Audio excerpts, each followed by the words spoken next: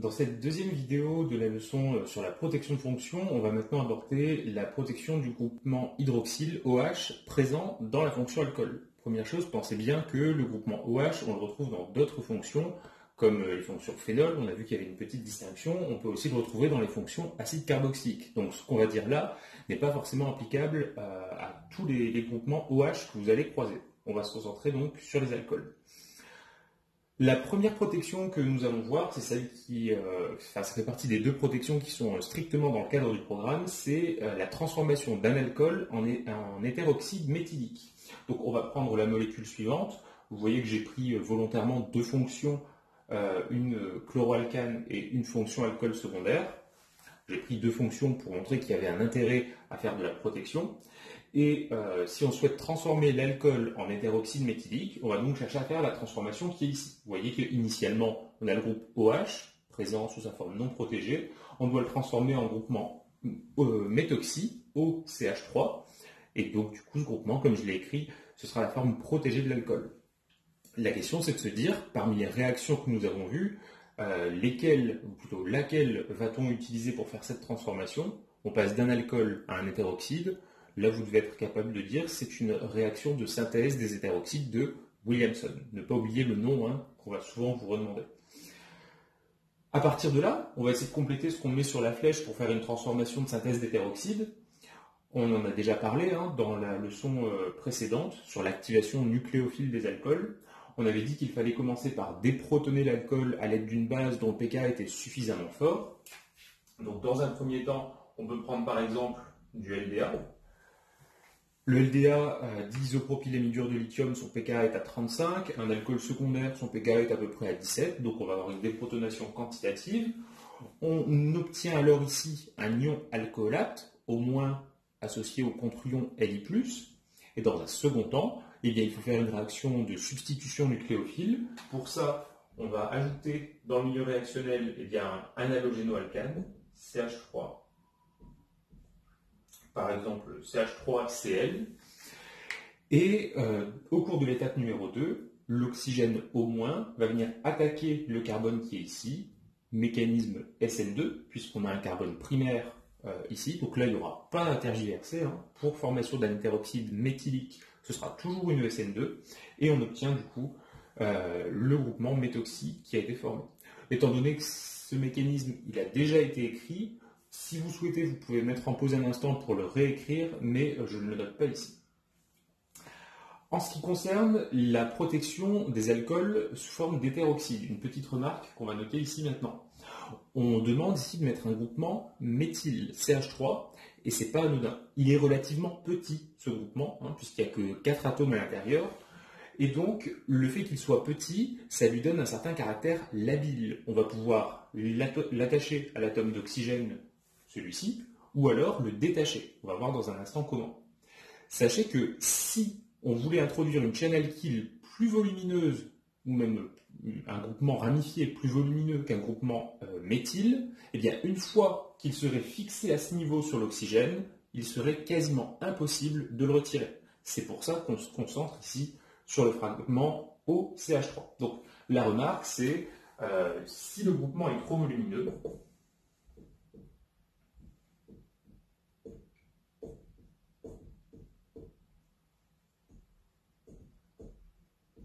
il peut être impossible à retirer.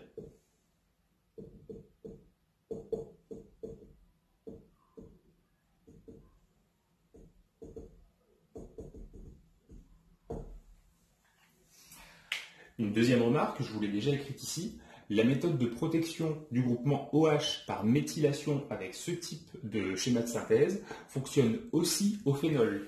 Là ici je vous ai noté une formule générique avec AR qui correspond à un cycle aromatique. Vous vous souvenez que ce sont les dérivés du benzène, qu'on appelle aussi parfois les arènes.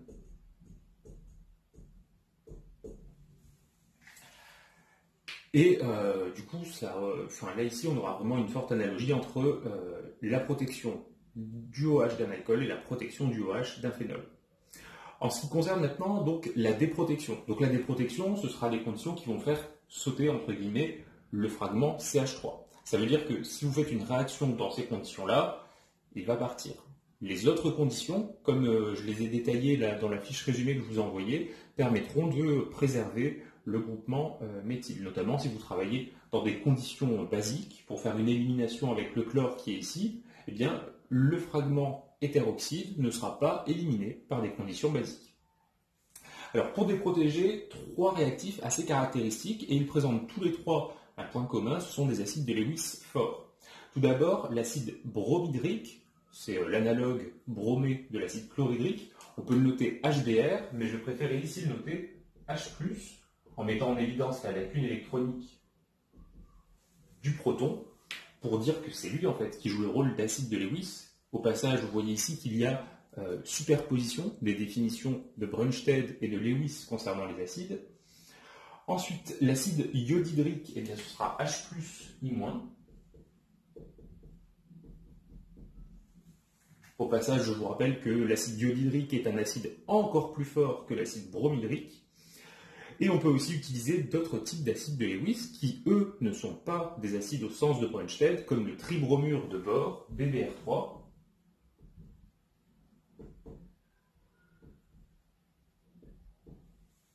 Dans la structure du tribromure de bore, l'atome de bore, peu électronégatif, se trouve au centre.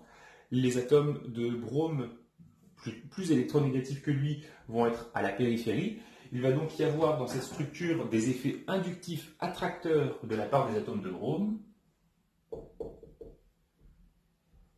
ce qui va du coup appauvrir encore l'atome central en électrons. Du coup, la lacune électronique, elle est vraiment, il y a une grande nécessité de la combler, d'où le caractère acide de Lewis fort.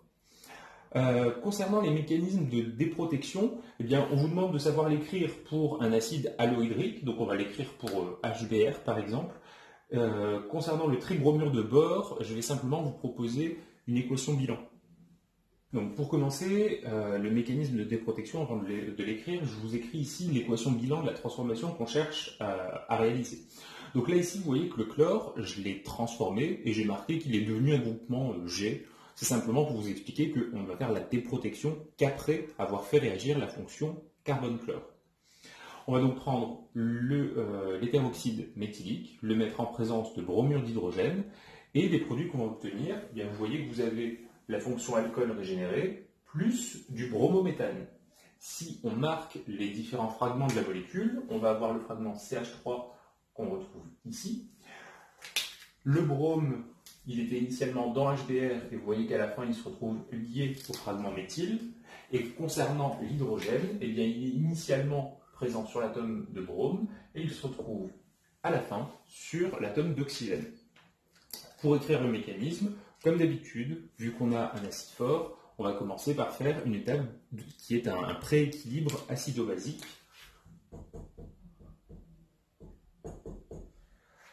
Donc, dans la molécule de bromure d'hydrogène, la liaison est polarisée, le brome est plus électronégatif, il peut récupérer les électrons de la liaison. On a ici un acte élémentaire qui va être acido-basique, donc renversable. Formation d'anion H+, et d'anion Dr-. On va mettre en rouge les types de réactions à la fin du mécanisme. Une fois que l'acide de Lewis fort a été produit, eh bien, on va le faire agir au niveau de l'hétéroxyde méthylique.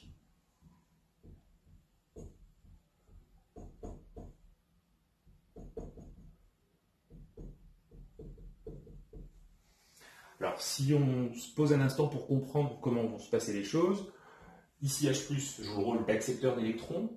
Il a sa lacune électronique et un défaut d'électrons traduit par la charge moins. L'oxygène possède des doublés non liants, donc c'est un donneur d'électrons. Il va donc y avoir un transfert du donneur vers l'accepteur. Formation d'une liaison OH.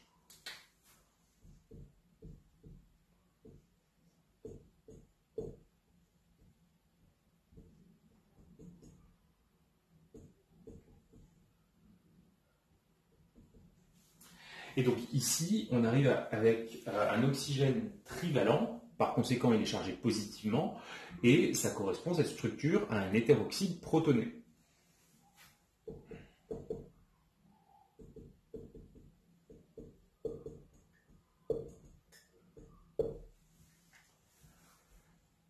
Une fois que cet hétéroxyde protoné est formé, eh bien, on va refaire intervenir l'ion bromure issu de la première étape, puisque cet ion bromure, c'est la base conjuguée de HBr, mais on le sait, c'est une base conjuguée nucléophile.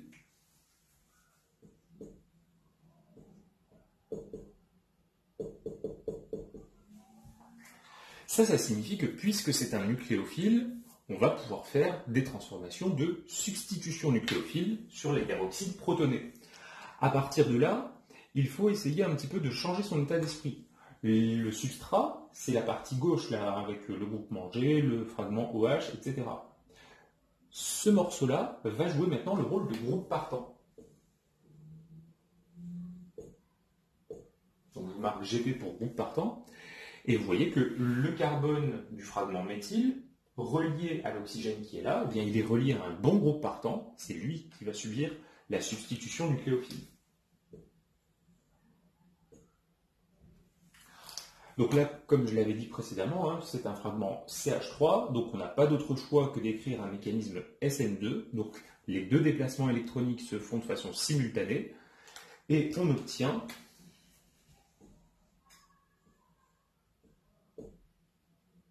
l'alcool régénéré plus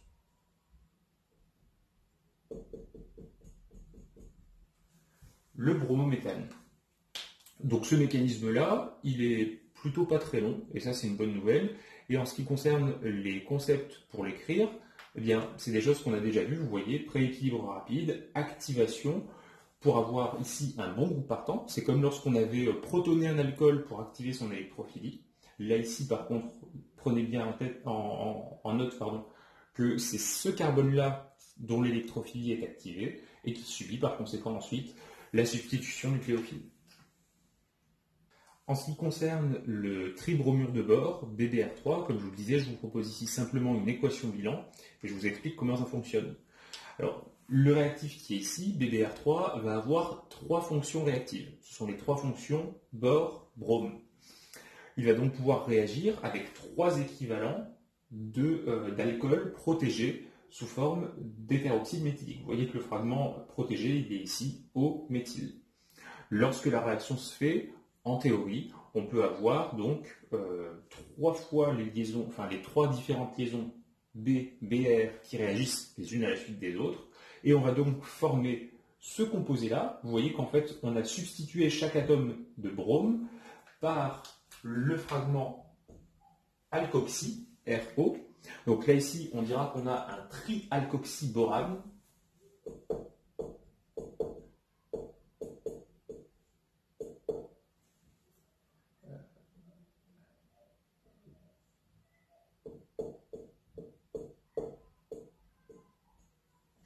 Je ne sais plus trop si alk c'est avec un K ou un C, mais bon, enfin à la limite, peu importe.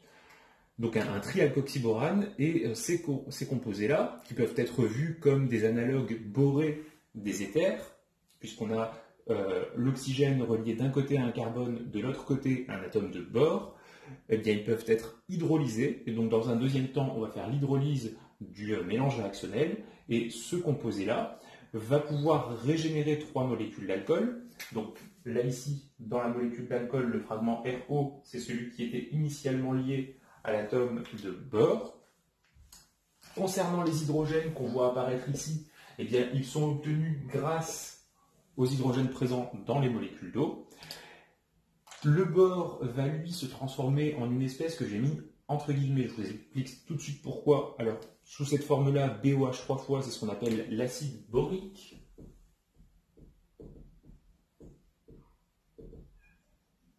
Acide borique, hein, puisque c'est l'acide du bore, de l'élément bore, hein, B-O-R-E, et pas B-O-R-D.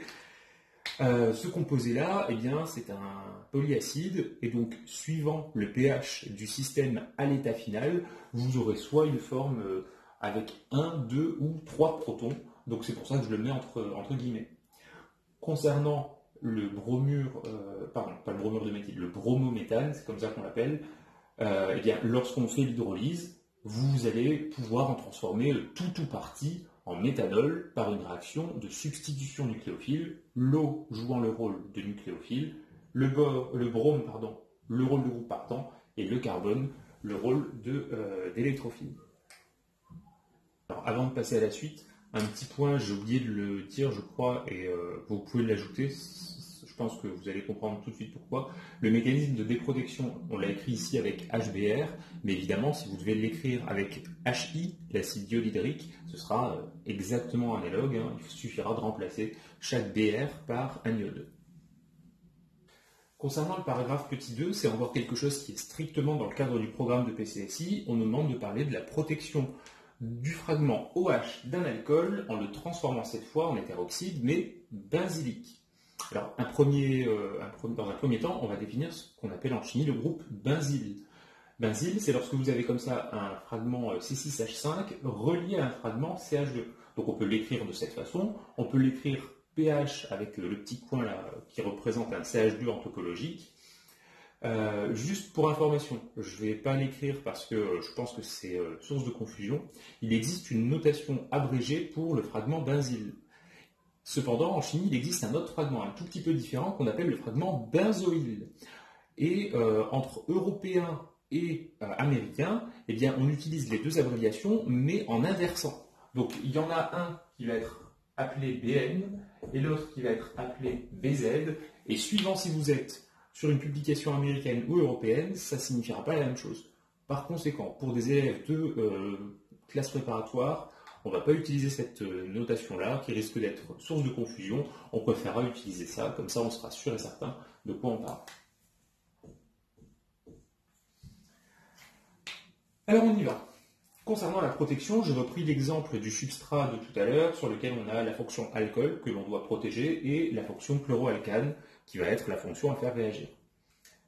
J'ai pas mis ni les conditions opératoires sur la flèche, ni le produit, puisque on en parle déjà dans le titre. Alors, on veut transformer ce composé en hétéroxyde benzylique. Essayons de définir la structure de la molécule cible. Donc, concernant la liaison carbone-chlore, on ne change rien. La chaîne principale a toujours 4 atomes de carbone. Et si on veut faire un hétéroxyde benzylique, au lieu d'avoir un fragment OH, on va avoir le fragment OCH2 phényl. Ok, maintenant qu'on sait la structure de l'hétéroxyde que l'on veut former, eh bien, la réaction qui va avoir lieu, puisque c'est la formation d'un hétéroxyde, c'est encore une fois une réaction de type Williamson. Donc, dans un premier temps, activation nucléophile de l'alcool, on peut le faire avec une base forte, pourquoi pas l'hydrure de potassium, KH. Le pK du couple H2H-, il est à 40, donc la déprotonation sera quantitative. Et dans un deuxième temps, il va falloir mettre un composé qui va être, donc là, KH va d'abord transformer OH en alcoolate, au moins, et cet alcoolate va attaquer une molécule permettant de donner ceci. Bon, avec une petite analyse rétrosynthétique, hein, on sait qu'il faut couper la liaison à cet endroit, ça veut dire qu'on va avoir un fragment pH, le CH2 qui correspond à celui-ci, et au bout de l'enchaînement, eh bien, il suffit de mettre un groupe partant, pourquoi pas un atome de chlore. Et donc, dans cette étape-là, le carbone fonctionnel, c'est un carbone primaire. Le mécanisme sera donc plutôt de la SN2.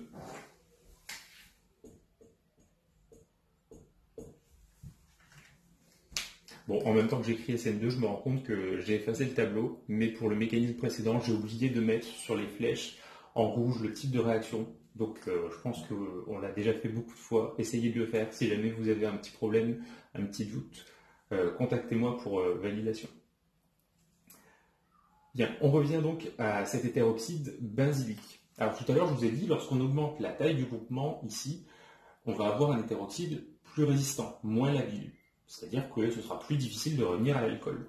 En l'occurrence, ici, si on traite un hétéroxyde benzylique par BBr3, HI ou HBr, il reste en place. Donc ça, c'est quelque chose qui peut être un petit peu source d'inquiétude, mais on a développé une méthode permettant de le décrocher. Cette méthode, c'est une hydrogénolyse, donc c'est-à-dire qu'on va utiliser le dihydrogène qui va agir comme un ciseau moléculaire. Il va venir rompre cette molécule-là en 2 fragments, et ça va se passer pile au niveau de la liaison oxygène-carbone du groupement protecteur. Alors ces hydrogénolyses, elles fonctionnent bien, Mais si on n'utilise pas de catalyseur, il faut travailler avec des pressions en dihydrogène très élevées, plusieurs dizaines voire centaines de bars. Le dihydrogène, c'est un gaz qui est explosif, donc si on le met sous pression, on va avoir des conditions opératoires très dangereuses. Et donc on préfère utiliser des catalyseurs afin de diminuer les pressions de travail. En l'occurrence, des conditions classiques d'hydrogénolyse catalytique, eh bien, on va utiliser du dihydrogène à une pression aux alentours de la pression atmosphérique, aux alentours de 1 bar. Et comme catalyseur, très classiquement, on va utiliser du métal palladium. Et le métal palladium, eh bien, si on l'utilise pur sous sa forme métallique, ce sera des petits blocs, et du coup, on ne pourra pas utiliser avec efficience chaque atome de palladium. On va donc préparer au préalable un catalyseur de palladium sûr, c'est le carbone. Mais le carbone pur, c'est du charbon. Donc on dit fréquemment du palladium sur charbon.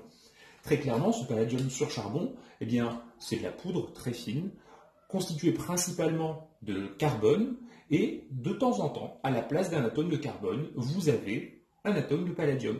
Ça veut dire comme ça que vous allez pouvoir utiliser un maximum d'atomes de palladium. Un point important qui fait tout l'intérêt de ce métal, c'est que le palladium et l'hydrogène ont la même électronégativité. Et sur l'échelle de Pauling, elle se trouve à 2,2. Par conséquent, ce sont des éléments qui ont des propriétés électroniques assez similaires, bien qu'ils aient des configurations électroniques très différentes, mais du coup, ils ont comme ça des propriétés chimiques intéressantes, notamment pour cette transformation. Alors, lorsqu'on va chercher à écrire la réaction d'hydrogénolyse, donc on imagine qu'on prenne cette molécule, on lui fait subir une transformation, je marque TF pour transformation, et on transforme le chlore en un autre groupement. Je vais mettre, comme tout à l'heure, un groupement G. Et la protection de la fonction alcool est toujours présente. Lorsqu'on va faire la déprotection, le mécanisme n'est pas au programme. Vous parlerez des réactions d'hydrogénation et d'hydrogénolyse en deuxième année, donc inutile que je vous alourdisse la tête maintenant avec ça.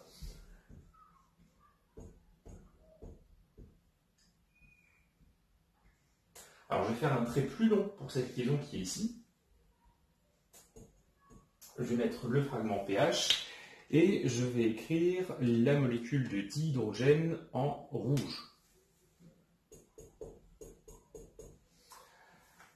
Lorsqu'il y a cette transformation d'hydrogénolyse, tout se passe comme si, alors c'est pas un mécanisme ce que je vous écris, mais tout se passe comme si la molécule venait au voisinage de la liaison et qu'elle venait se placer ici. Ce qui va donc se produire, c'est que le carbone qui est là va se relier à cet hydrogène, l'oxygène va se lier à l'autre hydrogène, et entre les deux, on va avoir une coupure que je symbolise par cette double flèche. Ce qui fait que à la fin, donc là ici, je vais effacer ça qui ne sert pas à grand chose, on va obtenir le groupement G, lui, il faut qu'il soit stable dans les conditions d'hydrogénolyse, l'alcool régénéré, et on va également former HCH2PH. C'est une écriture un peu tordue pour dire qu'on forme du toluène.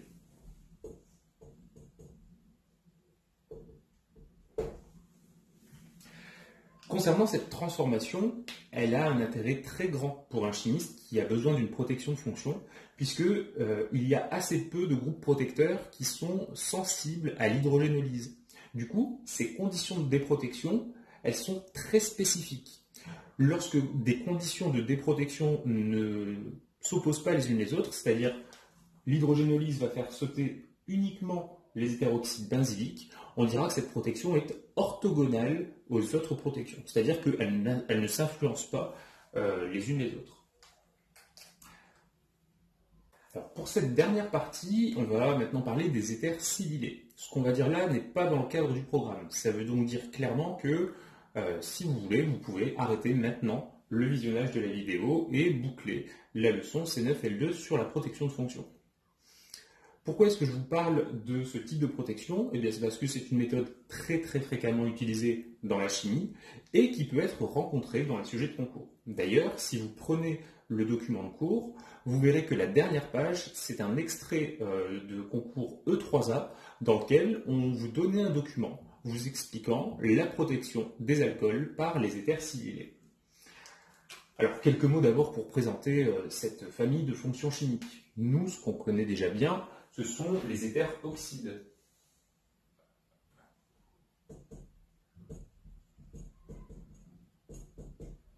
Ils ont comme structure R, O, R'. Et les structures que l'on va voir maintenant, donc les éthers silyllés, ils auront comme structure R, O, Si, et le silicium va être relié à différents groupements. En général, ce sont des chaînes alkyles, donc on peut noter ça R'3. Les chaînes alkyles ne sont pas forcément toutes identiques. Ici, c'est une notation un peu simplifiée. En ce qui concerne maintenant la réaction, alors les mécanismes, forcément, ils ne sont pas au programme. Je vais vous les donner simplement à titre informatif. On va commencer par regarder le type de réaction permettant de former un éther silyllé.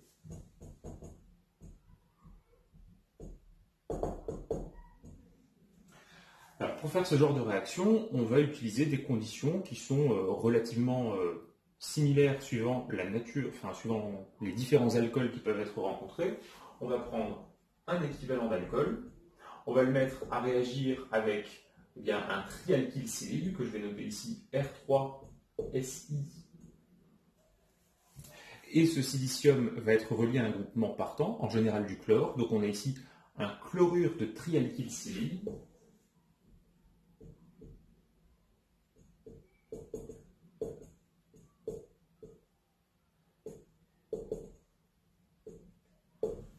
Alors ça c'est plutôt de l'ancienne nomenclature. Aujourd'hui on dirait plutôt un chlorotrialkylsilane.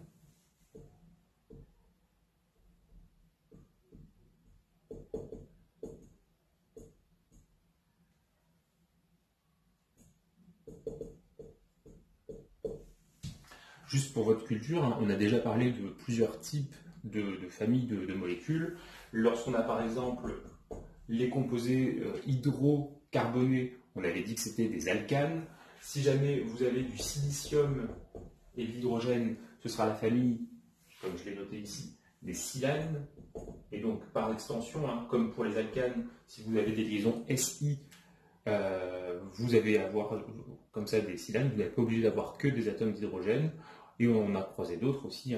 On avait parlé par exemple de PH3 qui était la phosphine, de BH3 qui est le borane.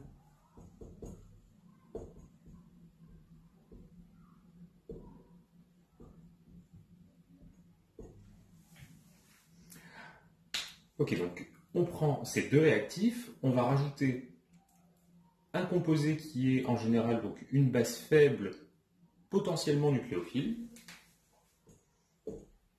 Donc vu que le côté nucléophile n'est pas éliminé, je vais juste écrire ici base faible. On va préciser des exemples juste en dessous. J'efface cette petite digression. Alors les bases faibles qu'on peut utiliser,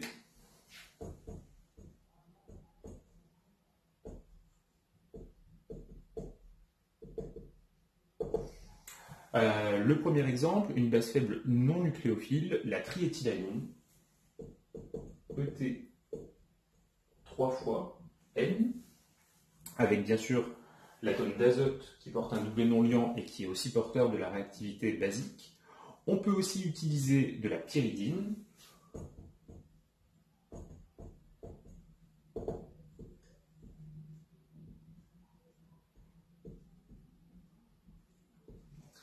Dans la pyridine, je vous rappelle, c'est un composé qui est basique. C'est un composé aromatique, vu qu'on a ici un cycle qui ressemble beaucoup à du benzène. Et retenez un point important sur sa réactivité, le doublé non liant qui est ici n'est pas délocalisé. Donc s'il n'est pas délocalisé, on va écrire simplement qu'il est localisé sur l'atome d'azote. Ça veut donc dire que la pyridine a un certain caractère nucléophile. On peut aussi utiliser une autre base qui est l'imidazole.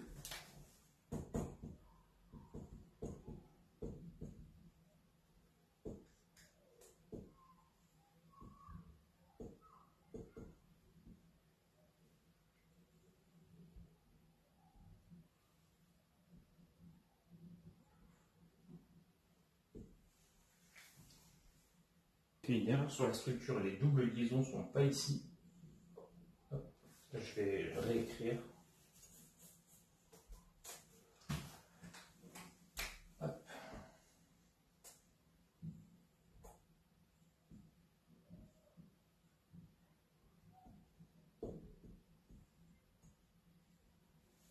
Voici l'imidazole. Encore une fois, comme la pyridine, c'est un composé qui est basique, notamment par le double non-liant de l'atome d'azote qui est ici, qui n'est pas conjugué au reste du cycle. En revanche, le double non-liant de l'azote qui est là, lui, va être conjugué. Et donc, ce sera, comme la pyridine, une base nucléophile.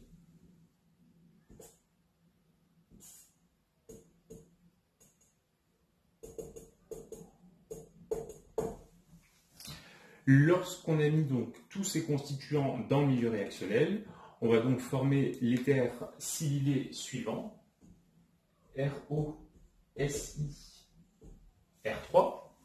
On va mettre un petit peu de couleur pour marquer les différents fragments. Le fragment RO, c'est issu de l'alcool. Le fragment SI R3, c'est celui qui est ici. Il va également y avoir à expliquer le devenir de l'atome de chlore et de l'hydrogène qui est ici. Et lorsqu'on a un chlore et de l'hydrogène, ils vont s'associer sous forme de molécules HCl, et c'est là qu'intervient justement la base faible, ça va piéger HCl. Donc pour l'instant, je vais écrire ici HCl, et on garde en tête qu'il est piégé par la base faible. C'est aussi pour ça qu'on utilise une base faible, puisque HCl est un acide fort. Je vais vous proposer maintenant deux exemples de chlorotrialkylsilane qui sont utilisés, et on écrira le mécanisme de protection, puis de déprotection pour l'un d'eux. Vous pouvez noter en dessous, comme je l'ai mis ici, R3SiCl peut être. Alors là, ici, je vais vous mettre deux exemples. Sachez que des exemples de composés silylés, il y en existe beaucoup plus. Donc là, on va simplement se borner pour avoir quelques notions. Le plus facile à proposer, c'est Ne3SiCl, chlorure de triméthylsilyle ou triméthylchlorosilane.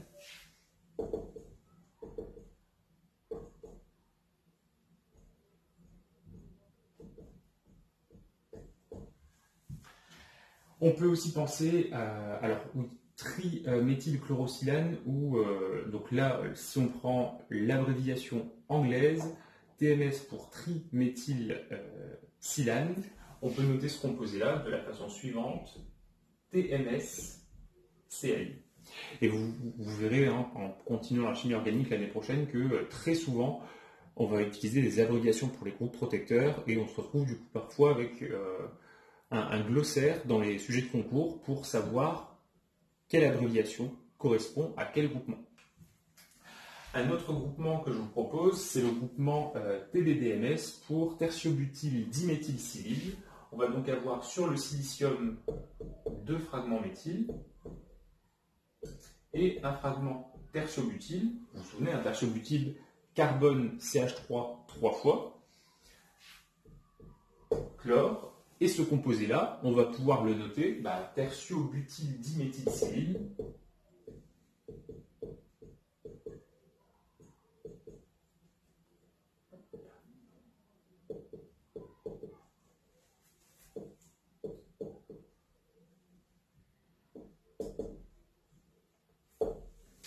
J'ai mis les lettres en majuscules, ce sera le fragment TBDMS. Donc ce composé-là peut être appelé TBDMS-Cl.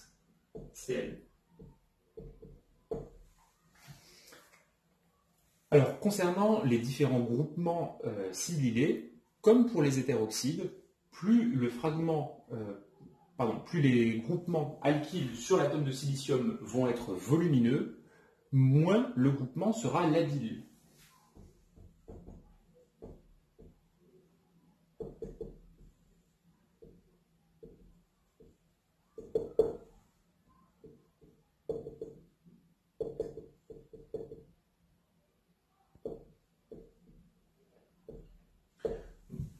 Un groupement protecteur moins labile, ça veut dire qu'il sera de plus en plus difficile de le retirer pour régénérer l'alcool. À partir de ce constat, eh bien, il faut maintenant proposer des méthodes efficaces de déprotection afin de régénérer l'alcool à partir d'un éther silylé. Alors, concernant la réaction de protection, je ne l'ai pas dit précédemment, vous pouvez peut-être l'ajouter sur votre feuille. On utilise pour faire ces formations d'éther silylés la grande affinité que possède le silicium pour l'oxygène. On dira volontiers que le silicium est un élément oxophile.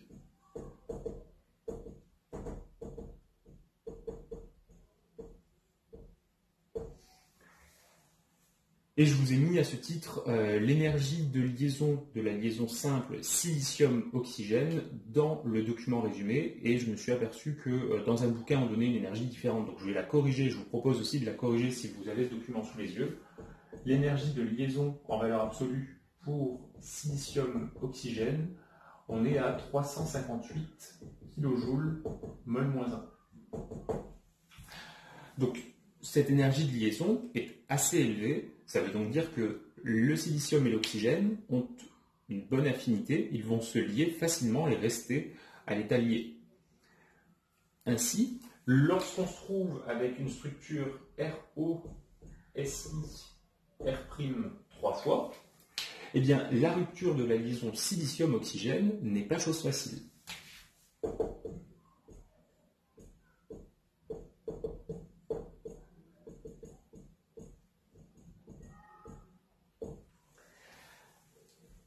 Heureusement pour nous, le silicium adore les atomes qui sont électronégatifs et à caractère dur dans la théorie HSAB de Pearson, et il en existe un encore plus électronégatif, encore plus dur que l'oxygène, c'est son voisin de droite dans la classification, le silicium. Le silicium a une affinité pour le fluor qui est phénoménale.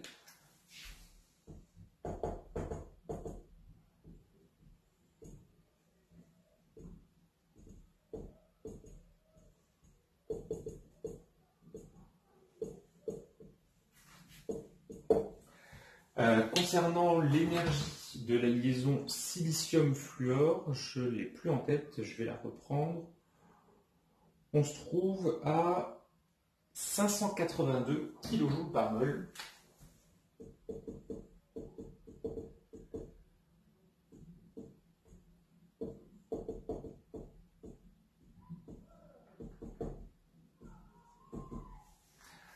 « 582 kJ par mol, vous voyez, c'est gigantesque pour une liaison simple, ça fait partie des liaisons simples les plus fortes qui existent. Et donc ça signifie que si on propose à un atome de silicium de faire une liaison avec un atome de fluor, eh bien il va jeter l'atome d'oxygène comme une vieille chaussette. Donc on va utiliser pour la déprotection des donneurs de fluorure.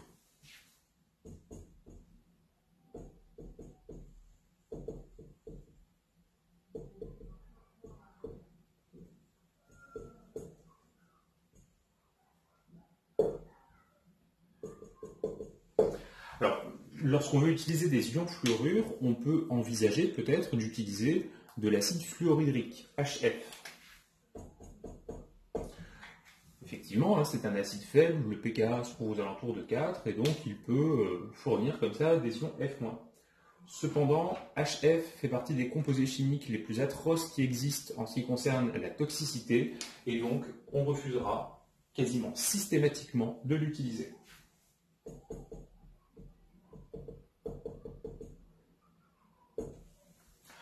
On peut donc envisager d'utiliser d'autres sources d'ions fluorure. Pourquoi pas, du fluorure de sodium. chlorure de sodium, NaF, comme le chlorure de sodium, c'est un composé ionique constitué d'ions Na+, et d'ions F-. Le souci, peut-être que vous voyez arriver, c'est que dans cette leçon, on fait de la chimie organique. Le solvant n'est pas l'eau. Et très souvent, les solvants organiques ont du mal à dissoudre les ions. Ça veut dire que si vous avez vos paires d'ions qui sont à l'état solide dans le fond de votre milieu réactionnel, la réaction ne va pas pouvoir se réaliser. Donc ce composé-là, eh bien, c'est une paire ionique trop intime, l'affinité entre les ions est trop forte, donc pas très utilisée en organe.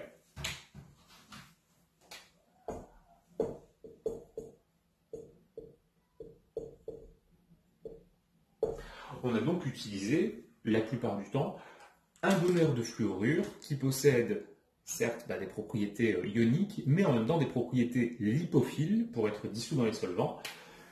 Et on prend un composé qu'on va fréquemment abréger TBAF pour tétrabutylammonium fluoride, qui a cette structure, butyl 4 fois, N+, associé à un ion fluorure F-. Vous reconnaissez ici un ammonium quaternaire qui possède à la fois une charge électrique permettant d'être dissoute dans les solvants les plus polaires et également des chaînes butyles qui vont être apolaires aprotiques permettant au composé de se dissoudre dans les solvants organiques. On avait croisé ce type de composé lorsqu'on avait parlé de la catalyse par transfert de phase. Et donc, ce composé-là, eh bien, il peut être très facilement utilisé en organe. On va passer maintenant à un exemple concret qui va nous permettre de comprendre, d'étudier, d'écrire les mécanismes réactionnels. Donc le substrat que je vais considérer, c'est encore une fois le même, avec la fonction carbone-chlore et la fonction alcool secondaire. Dans un premier temps, on va chercher à protéger l'alcool en éther silylé, et pour ça, on utilise ici le chlorure de triméthylsilyle, TMSCl, en présence de pyridine. On obtient l'alcool protégé. Là, par des conditions opératoires, je ne sais pas ce que c'est puisque j'ai pris des notations génériques, on va transformer le groupement chlore en un autre fragment que j'ai noté G. La seule chose à noter, c'est que ces trois petits points, eh bien, il faut que ce soit des conditions qui ne soient pas des conditions acides, puisque le silicium, le fragment protecteur, peut sauter en conditions fluorure, mais il saute également en conditions acides. Et puisque les chaînes méthyl sont peu volumineuses, il va s'en aller assez facilement. Donc même avec des conditions de température plutôt faibles et des acides plutôt dilués, il risque d'y avoir un certain caractère labile du groupement protecteur. Donc là ici, on imagine seulement que ce sont des conditions qui ne sont pas acides ni utilisant des ions fluorure. En ce qui concerne maintenant l'écriture du mécanisme, on s'intéresse à l'étape de protection.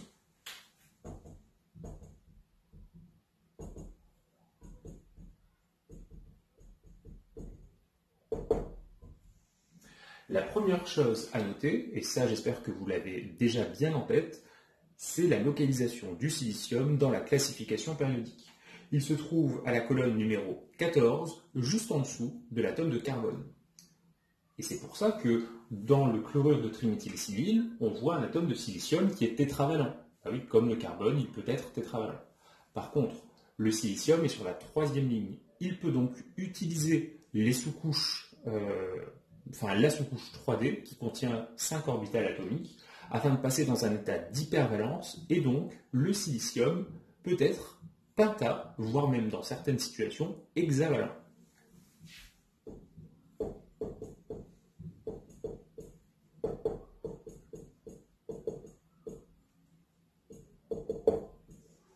Et cette pentavalence doit être utilisée à la fois lors de la protection, mais aussi lors de la déprotection.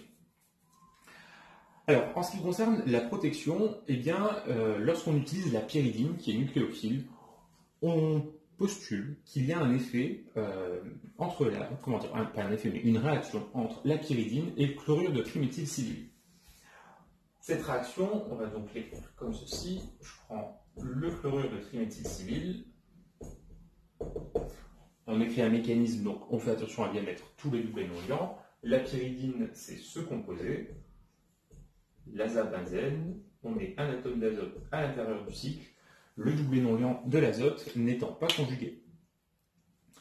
Ici, on va utiliser la nucléophilie de l'azote. Il va venir attaquer l'atome de silicium, et cet atome de silicium, il est chargé delta+, puisqu'il est relié à un atome de chlore très électronégatif.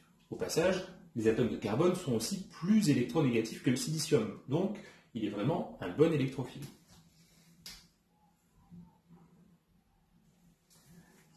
La nouveauté, par rapport à ce qu'on a déjà vu en série carbonée, c'est que on fait un seul déplacement électronique, et l'intermédiaire qu'on va écrire maintenant, c'est un intermédiaire pentavalent du silicium.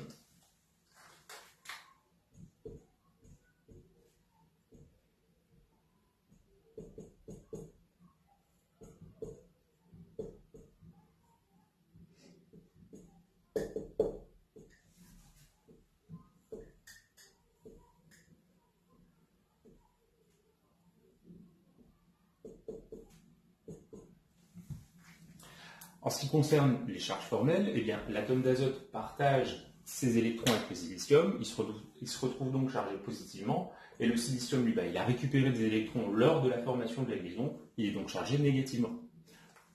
L'atome de silicium, peu électronégatif et chargé négativement, ça ne va pas du tout. Il va donc pousser des électrons, puisqu'il en a un excès, vers les sites accepteurs. Il y en a deux dans cet intermédiaire réactionnel. D'abord l'atome d'azote, N+. Il peut récupérer la paire électronique et on revient à l'état initial. C'est pour ça qu'on a mis une flèche dans les deux sens pour cet acte élémentaire. Deuxième site accepteur d'électrons, le chlore. Et évidemment, le chlore peut récupérer des électrons de la façon suivante, ce qui va du coup le faire partir sous forme d'ion chlorure, Cl-.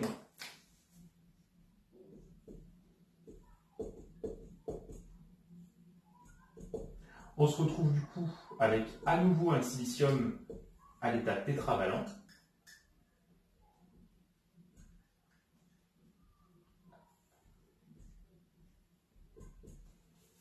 Relié à un atome d'azote chargé positivement. L'ensemble de ces deux étapes sont une substitution nucléophile.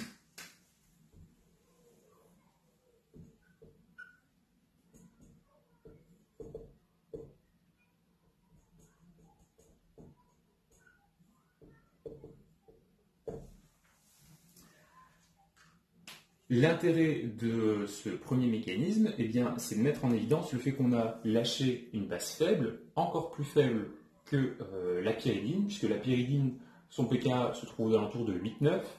Cl-, le pK du couple HCl-Cl- se trouve aux alentours de -7. Donc on a libéré une base plus faible, donc plus stable. Ça veut donc dire que du point de vue thermodynamique, ces équilibres sont plutôt favorables à la formation du composé qui est à droite. Une fois qu'il a été formé, le silicium va être ici toujours très électrophile. Il va donc pouvoir réagir avec un alcool, bien que ce soit un nucléophile médiocre, puisque le silicium est un très bon électrophile dans cet état. On fait donc intervenir maintenant le substrat, qui est ici. On reprend le composé silylé.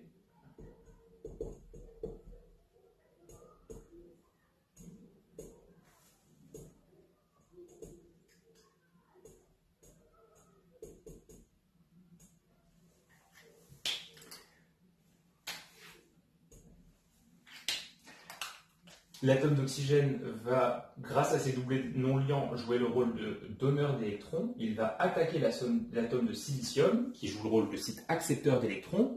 Et là, on est dans une situation analogue à ce qu'on a écrit juste au-dessus. Rebelote, le silicium va accepter une 5e liaison. Il devient pentavalent.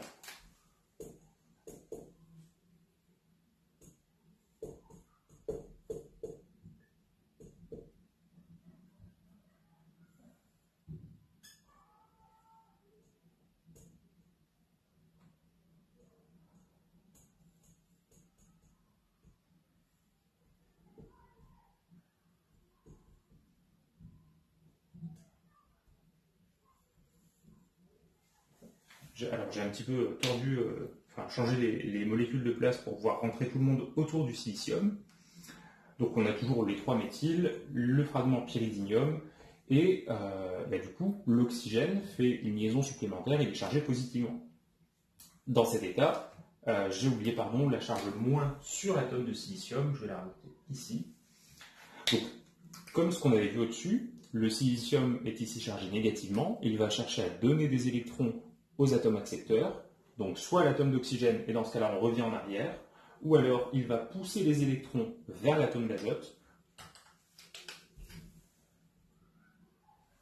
C'est ce déplacement électronique qui nous permet d'avancer dans le mécanisme et qui permet donc d'expliquer la formation de ce composé, silicium méthyle 3 fois,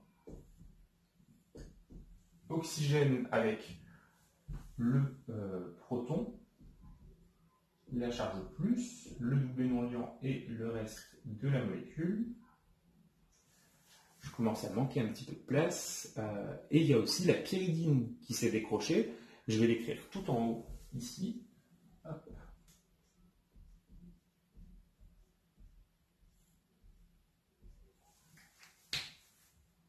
Et vous voyez, la pyridine, elle était présente initialement sous sa forme neutre électriquement.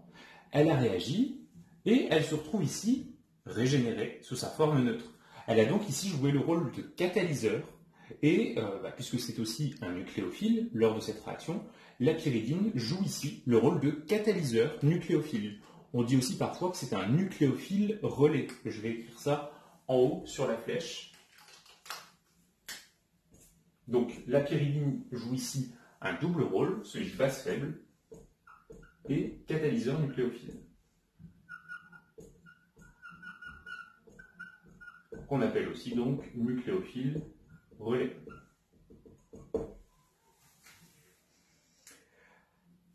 Alors, arrivé ici, eh bien, ce qui va se produire, c'est que la pyridine, qui a pour l'instant joué son rôle de nucléophile, va maintenant jouer son rôle de base faible. L'oxygène, là, il n'a qu'une envie, c'est de lâcher le proton H+, donc la base récupère le proton qui est ici, la paire électronique est rabattue vers l'atome d'oxygène, et concernant les produits, eh bien, je vais effacer le haut du tableau pour pouvoir les écrire.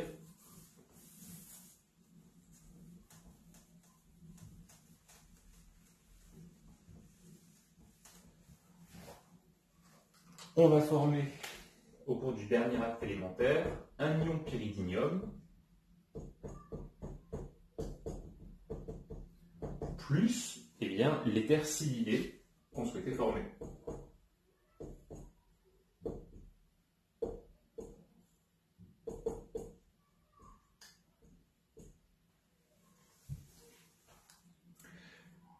Une fois que cette réaction a eu lieu, on utilise les conditions opératoires 3 petits points pour transformer le chlore en groupement G.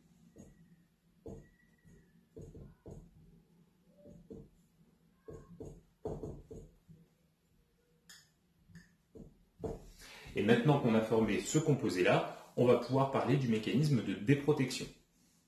Alors, pour la déprotection, on commence par écrire l'équation bilan. J'ai donc remis ici le substrat sous une forme un peu différente avec le fragment G et le triméthylsilyle que j'ai abrégé TMS. Concernant le TIBAF, c'est donc le BU 4 fois N plus F-. Le composé réactif là-dedans, ce sont les ions fluorures. On va obtenir à l'état final l'alcool régénéré.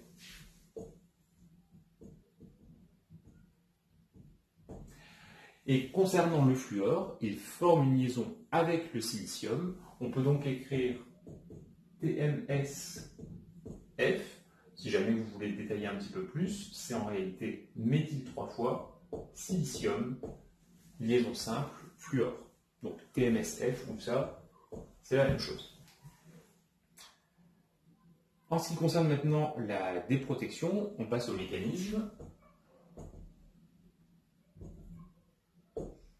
Alors, on commence par réécrire le substrat.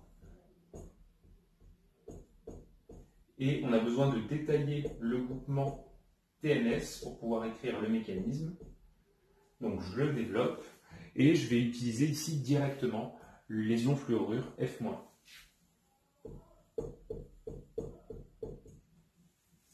Ces ions fluorure, avec la charge moins, les 4 doubles non-liants, vont être un site donneur d'électrons. Concernant le site accepteur, ce sera ici l'atome de silicium, et on sait que c'est lui, forcément, puisque le silicium et le fluor sont faits l'un pour l'autre, ils n'ont qu'une envie, c'est de se rejoindre. Donc, attaque nucléophile du fluor sur le silicium, et là, comme tout à l'heure, le silicium va passer dans un état pentavalent. On va donc former cet intermédiaire-là.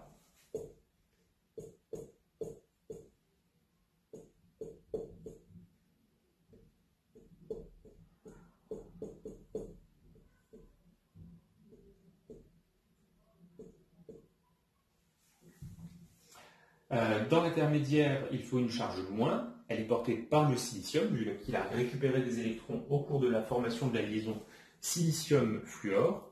Et arrivé ici, eh bien, il va y avoir le silicium qui veut donner des électrons. Alors, soit il les rend à l'atome de fluor et on revient en arrière. Les fragments méthyl ne peuvent pas en récupérer, puisque le carbanion de CH3- est trop instable. Le seul bon candidat autre que le fluor, c'est l'atome d'oxygène qui peut du coup devenir un ion alcoolate.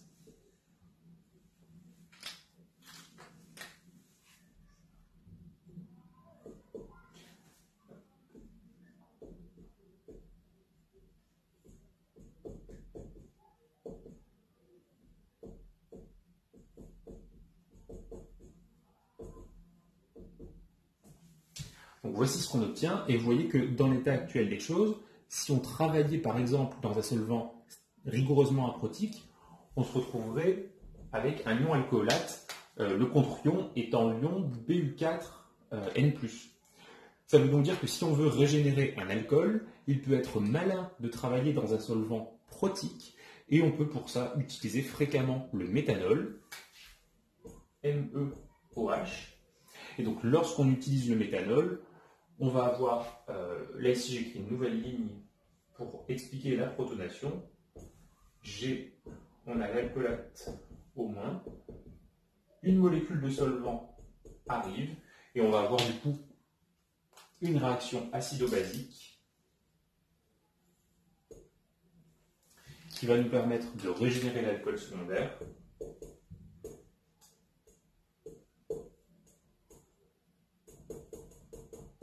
Et de former un ion méthanolacte, Me-. Et donc avec ceci, on termine la leçon sur les protections de fonction. Alors sachez simplement que ce qu'on a vu ici, c'est vraiment une introduction à la protection de fonction. Vous avez vu la méthodologie et quelques exemples. Sachez que en fait, des réactions de protection, il en existe des milliers, donc c'est quelque chose qui est très très vaste. Et pensez également à un dernier point. Je vous propose de le noter, ce sera un peu la conclusion du cours, c'est que les réactions de protection, lorsqu'on les fait, il faut au moins rajouter 2 étapes dans l'enchaînement des réactions. Une pour la protection et une autre pour la déprotection. Et vous vous souvenez, on avait dit que un rendement global de synthèse, ρ, était égal au produit sur toutes les étapes des rendements individuels de chaque étape, ρ indice I. Par conséquent, lorsqu'on rajoute des étapes de protection-déprotection, on va baisser le rendement global, forcément. C'est donc quelque chose de défavorable. En plus, du point de vue de l'utilisation des ressources et des principes de la chimie verte, protéger et déprotéger, eh bien, ça crée des déchets, notamment par l'utilisation du groupement protecteur qui va ensuite être lâché à la poubelle. Ces groupements protecteurs utilisent des atomes comme le silicium qui sont assez lourds, donc les déchets sont assez lourds eux aussi. Ça veut donc dire que, en stratégie de synthèse, si on est obligé de passer par une protection-déprotection, on va le faire, mais si on peut trouver une autre méthode passant par une autre réaction, eh bien mieux vaut utiliser cette autre méthode, ce sera quelque chose de plus efficace puisqu'on aura moins d'étapes de synthèse et meilleur également pour le respect des principes de la chimie verte.